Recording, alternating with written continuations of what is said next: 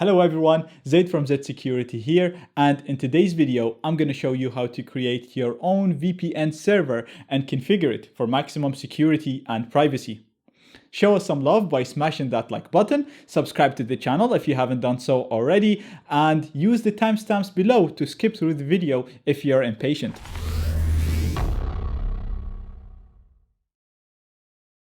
Using a VPN basically allows us to access the internet from a different location. Therefore, it allows us to bypass censorship, access content that is only restricted to that location, protect our privacy, and prevents man-in-the-middle attacks because all the traffic going through the VPN is encrypted. Let me briefly explain to you how VPNs work before we create our own VPN server. VPN stands for Virtual Private Network. And to understand how it works, let's first have a look on a normal scenario where we have a user trying to access google.com. Usually this traffic is sent unencrypted unless Google or the website they're trying to access uses encryption. This traffic passes through a number of routers, it passes through your internet service provider and so on, and all of these stops can see the data that you're sending and manipulate it, profile you, gather information about you, and so on.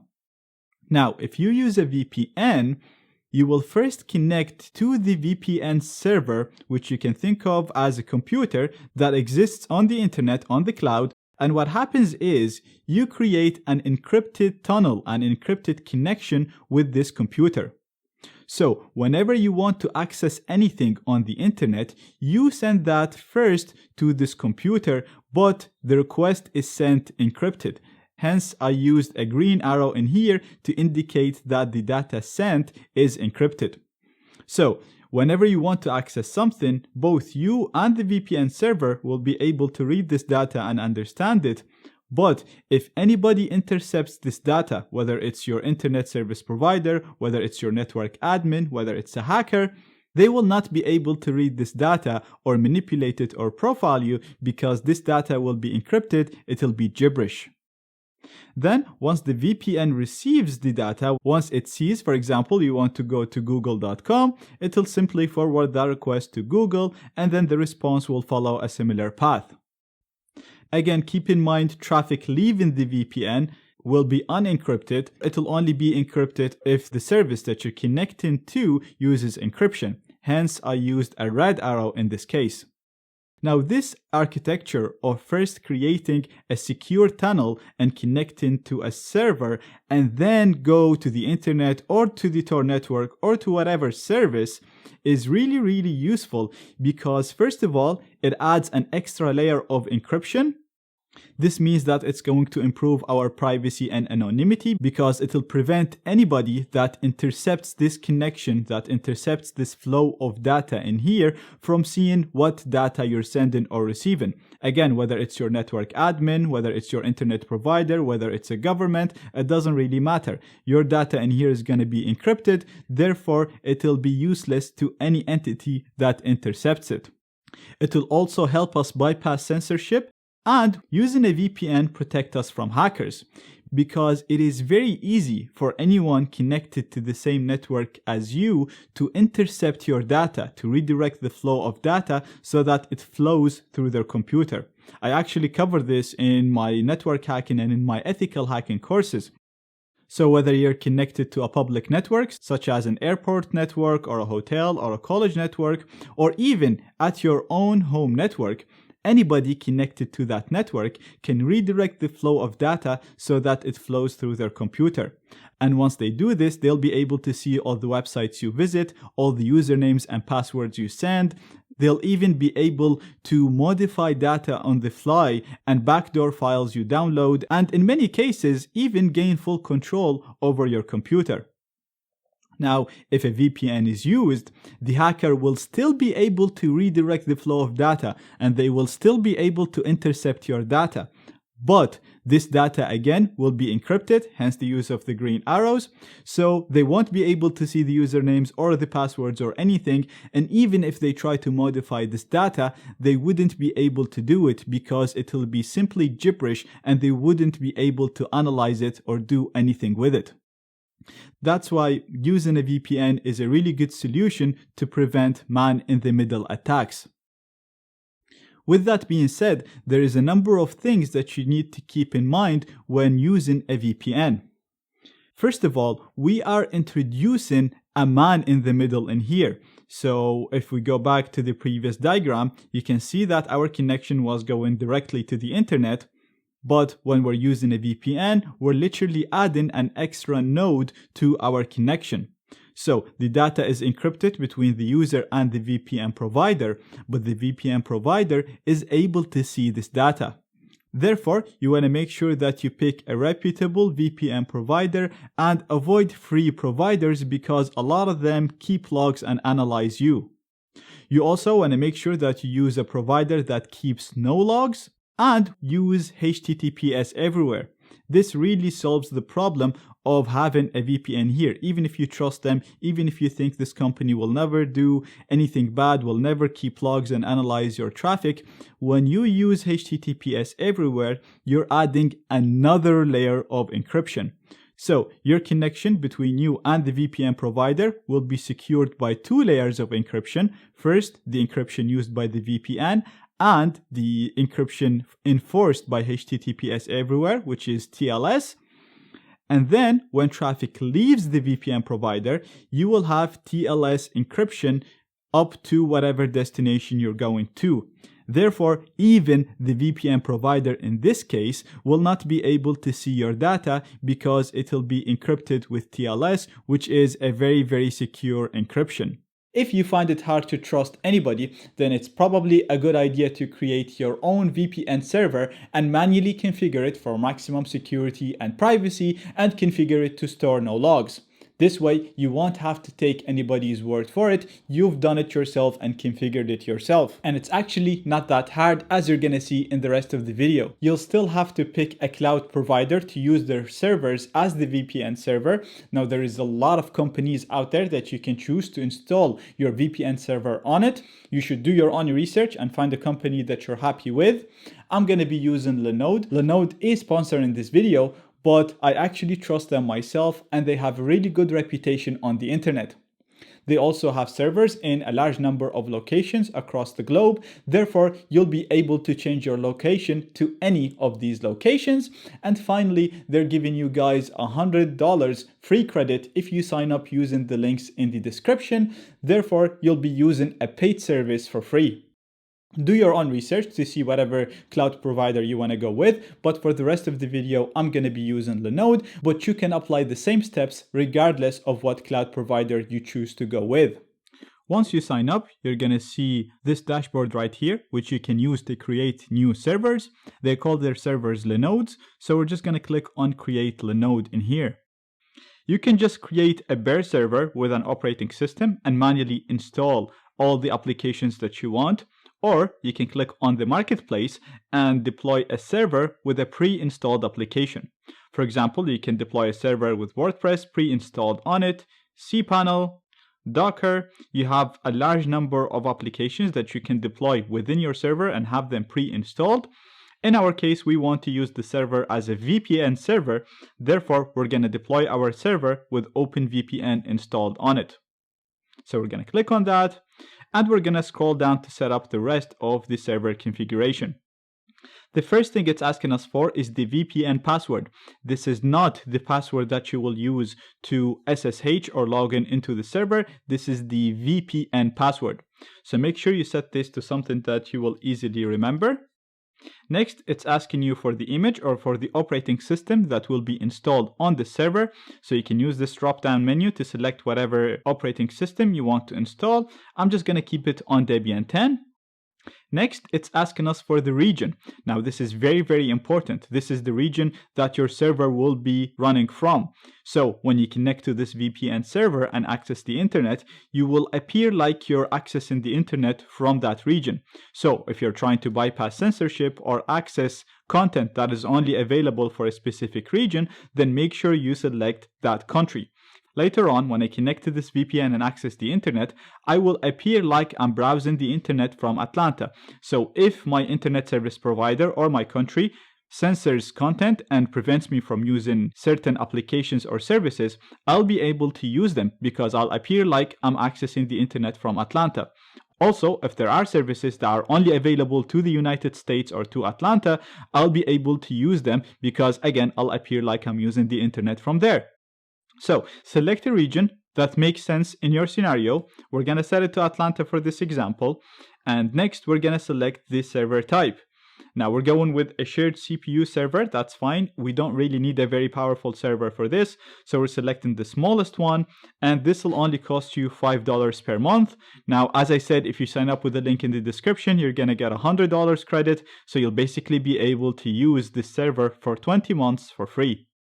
We're going to scroll down and we're going to set the Linode label or the name of the server. Now, I like using meaningful names. So we're just going to call this US Atlanta VPN. We're going to leave the tag and we're going to set the root password. Now, root is the user with the highest privileges on the server that we're creating. This is the password that you're going to use to remotely control your server. So make sure you use a different password in here than the VPN password, and make sure that you'll be able to remember it or store it in your password manager. You can also set up some optional options in here, but we don't need any of that. We're ready to go. So we're simply going to click on Create Linode to create this server. Now you're going to need to give it some time to create the server with the selected operating system.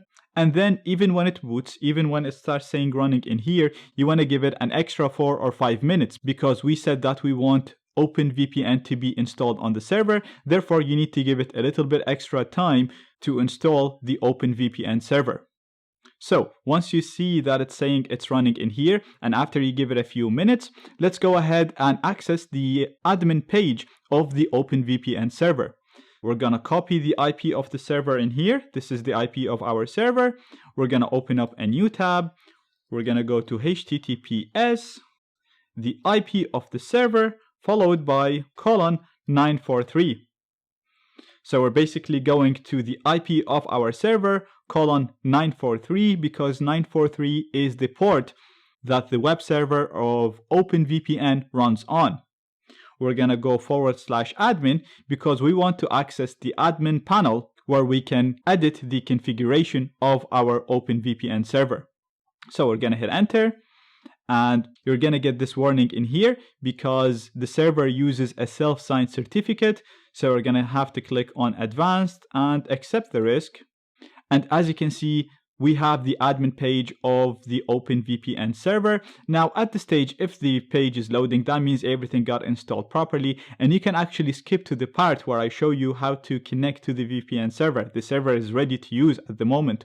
What I'm going to show you now is simply a number of steps to improve the security and privacy of the server, and then I'm going to show you how to configure it to keep no logs, which is very important in my opinion.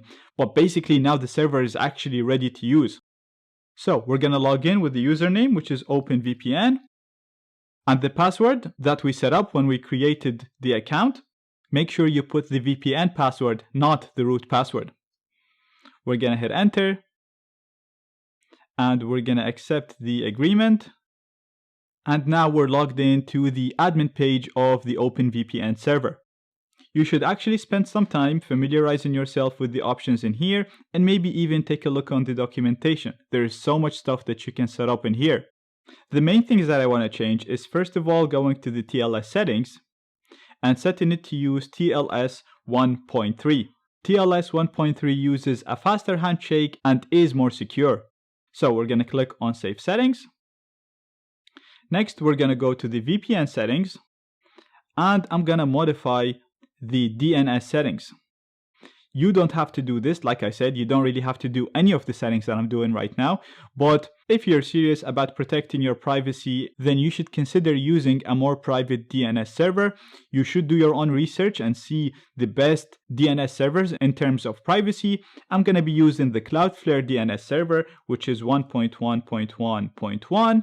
And then the secondary one is 1.0.0.1, both of which are owned by Cloudflare, which have a good reputation when it comes to privacy and speed. We're going to save these settings as well. And we're actually going to need to set the routing to no and save. And last but not least, we're going to go to the advanced VPN and we're going to set the TLS script to TLS script 2. Again, it's a little bit more secure because it uses a unique key per user profile. We're going to save this as well. And we're going to click on update running server to restart the server with the changes that we made. So far so good. These are nice options to have to improve the security and the encryption used on the server. The main thing that I want to do though is to disable logs, so the server keeps no logs. Even though that we control it, even though it's our own server, it's a really good idea to disable the logs so it literally keeps no logs of what happens whenever the server is used. To do that, we're going to have to SSH into the server and manually change the configurations. So we're going to go back to the admin page and you can see that we already have the SSH command that we need to use. Now, if you're not familiar with SSH is a program that can be used to remotely log into a computer and run system commands on that computer. So we're going to copy this command. We're going to go to my terminal and I'm going to paste it in here. And the command is actually very, very simple. All we're doing is we're using SSH to remotely log in as the root user, which is the admin, to this specific computer, to the computer that has this IP address. We're going to hit enter and it's asking us if we want to trust this. We're going to say yes. And then it's asking us for the password. Now here you need to use the root password that you set when you created the server. So I'm going to type it in here. You're not going to see anything being displayed on screen. That's normal. We're going to hit enter. And now I'm inside my Linode server. So I can remotely run commands on that server. Now the logs are stored in two locations within the system. The first one is the log database, which is specified in the configuration file of the VPN server. And the second one is the logs file, which is specified when the actual OpenVPN process is executed. So we'll have to modify both of these paths and set them to nothing so that the logs are not stored anywhere. So let's open up the configuration file where this log file is specified first. So we're going to use Nano, which is a terminal-based text editor, to open the configuration file of OpenVPN, which is stored in usr local openvpn as etc as.conf. Very simple command. Nano is the name of the text editor, the terminal-based text editor, and we're saying that we want to edit a file that is stored in this location. And this is the location of the config file for OpenVPN. We're going to hit enter, and as you can see, you'll see a normal text file. We're going to use the arrows to scroll down, and what we want to modify is the log. So as you can see in here, it's saying the log DB is stored in this path. So all we have to do is basically remove this path and set it to dev null, which is nothing. So we're basically saying the log database is stored nowhere. So store the logs nowhere. Now to save this file, we're going to have to press Ctrl X. It's asking us, do we want to save the file? We're going to say yes. So we're going to press Y. And it's asking us where to write this file. I'm just going to hit enter to overwrite the existing file. And that's it. Now we modified the configuration of our VPN server. So right now we set this path to nothing, therefore there will be nothing stored in this location. Now the next thing that we need to modify is the other place where the logs are stored. And like I said, this is specified when the actual OpenVPN process is executed. So we'll need to modify that using the systemctl command. We're going to say that we want to edit a process called OpenVPN as. So systemctl is an application used to control other services that run on the system. We're saying that we want to edit a specific service that is called OpenVPN as. We're going to hit enter. And again, you're going to see a text file open up. And if you scroll down again using the arrows, you'll see that in here, you'll see the command that is used to run this process. And you can see that the log file is specified as var log openvpn as.log. So we want this to point to nothing. So again, we're going to use the arrows to navigate to that location. We're going to delete everything. And we're going to set this path to dev null. So we're setting it to nothing. Again, exactly as before, Control X to exit, Y to save, and Enter to override. And that's it. Now we're done. So we basically set both of these paths to nothing. And the last thing that we need to do is restart the server for these changes to take effect. So again, we're going to use systemctl to restart a service called OpenVPNAS. Hit enter. If you see no errors, that means the service was restarted with no issues at all, and now the OpenVPN server is running with the configurations that we just set, storing no logs on the server.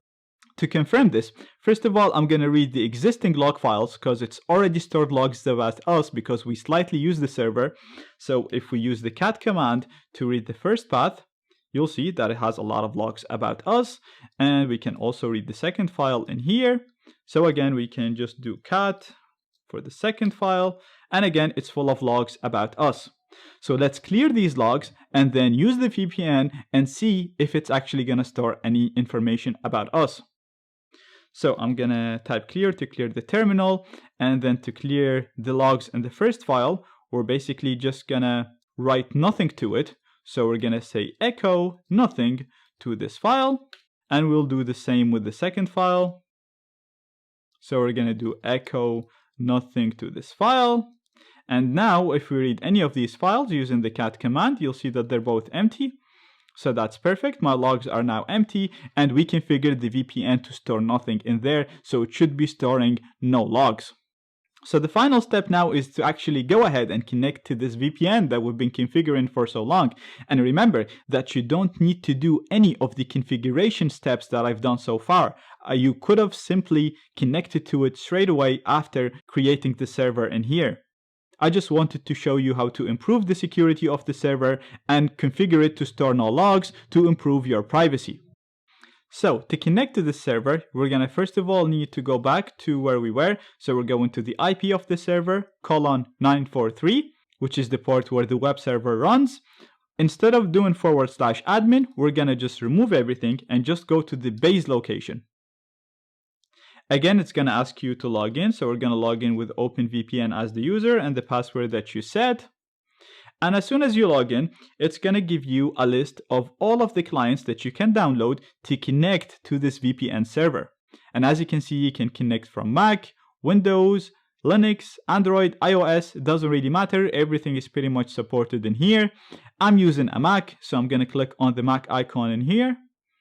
And we're going to save this file to my disk. Once the download is complete, we're going to run the installer.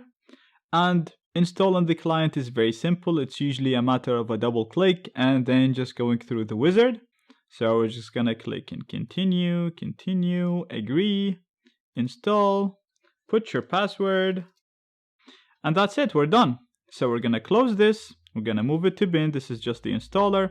And I'm going to go to all of my applications and run the OpenVPN client. So this is the program that we're going to use to connect to the server. Now, as you can see, the client comes with our own profile, so with the right settings to connect to the server that we created.